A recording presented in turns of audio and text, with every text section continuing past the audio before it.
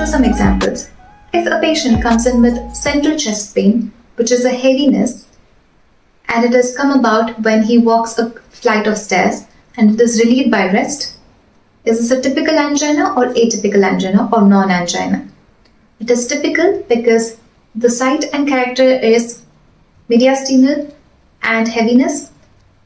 It is come about by trigger, which is exertion, and it is relieved by rest. So it comes under typical angina. Let's do another case. Say a 55-year-old lady who has come in with epigastric pain, which is worsening on exertion, which is while she climbs a flight of stairs, and it is relieved on GT and spray. Is this typical or atypical angina? This is atypical because the site and character is not fulfilling. The trigger is fulfilling because it's an exertion. The relief is fulfilling because it is relieved by GT and spray.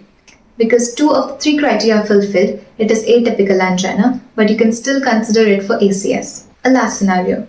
A patient presents with left-sided chest pain, which is triggered by movement, and it is relieved on taking paracetamol.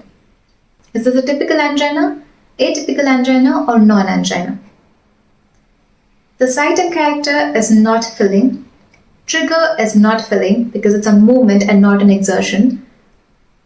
Relief is not fulfilling because it's relieved by analgesics and not by rest or GT and spray. Score 0 out of 3. It is non-angina.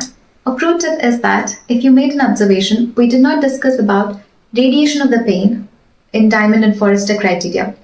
That is the typical radiation to the jaw, to the left arm, or to the neck.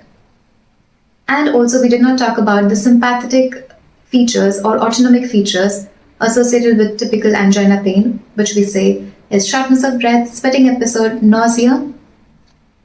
Both these features are not a part of criteria, but when present, they are supportive to say it is a typical angina. I hope this made more sense.